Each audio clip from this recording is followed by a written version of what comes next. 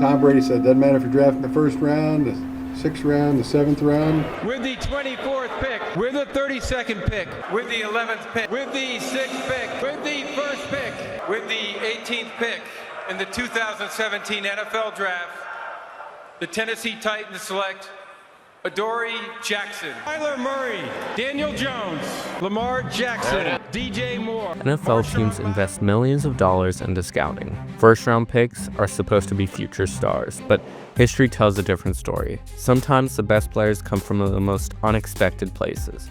Let's break it down. How often do early-round picks turn into Pro Bowlers, and how many hidden gems rise from the late rounds? Belichick walking up to the board and said, wow, this Brady's still on the board. We find you very relevant, but you are going to be Mr. Irrelevant. In the 2024 NFL Draft, the Washington Commanders select Luke McCaffrey, wide receiver, Rice. Every year, NFL GMs dream of finding the next great late-round steal. The idea is simple. If you land a star in the 6th or 7th round, you'll get an elite player for almost nothing. The problem? It almost never happens. The Chicago Bears picked up a great cornerback. This is Kyler Gordon, E.J. Perry, Cole Turner. Between 2010 and 2020, only 7 players drafted in the 7th round made a Pro Bowl. That's a 0.61% success rate. To put that in perspective, the Raiders have a better chance to win the Super Bowl this year than a 7th round pick does at ever becoming elite.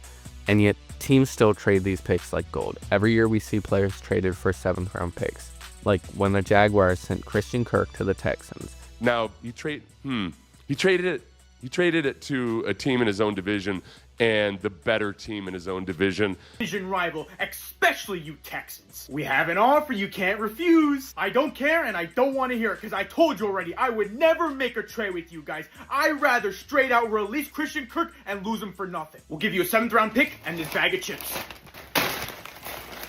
Deal. Christian, pack your bags. You're heading to Houston. It's as if front offices believe their scouting department is the one that will finally crack the code.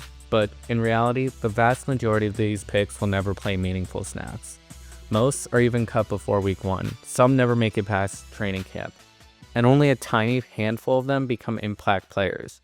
So why do teams keep chasing this dream? The only thing they got right there was late draftable pick. But wait! There's more!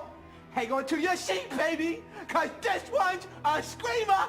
But wait, there's even more reason why GMs should stop treating 7th round picks like gold. Not only do they almost never work out, but they're also the worst value in the draft. Let's break it down. For every Pro Bowler drafted, teams spend $81,000 averagely per Pro Bowler in the first round. A little more, around $93,000 per second round. By the third, it's a solid $85,000. But here's where it gets ugly. Rounds 4 and 5, teams are now spending over $180,000 per Pro Bowler.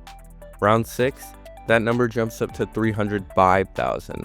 And by round 7, that number explodes to $1.37 million per Pro Bowler. Let me put that in perspective. NFL teams are literally throwing away over $1 million per Pro Bowler in the 7th round.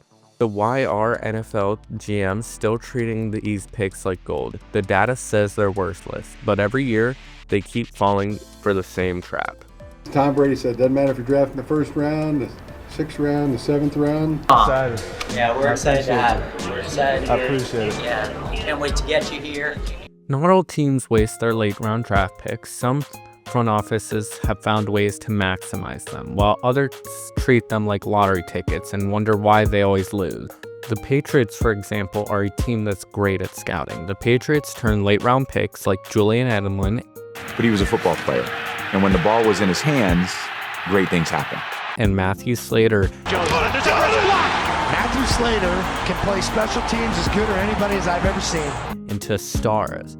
But they weren't just taking random shots. They drafted for specific skills like special teams value and versatility.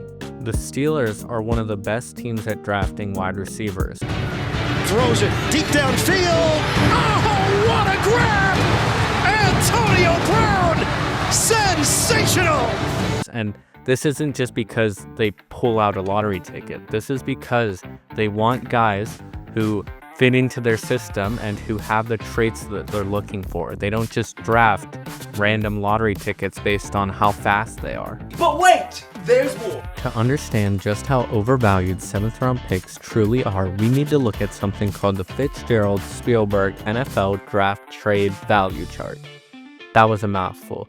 This chart is what most NFL teams use when making trades. Every pick has a point value, with the first round picks worth way more than 7th round picks. I mean, that's kind of obvious, but even at the bottom, teams still assign a lot of value to these picks, treating them like assets worth holding on to and trading to.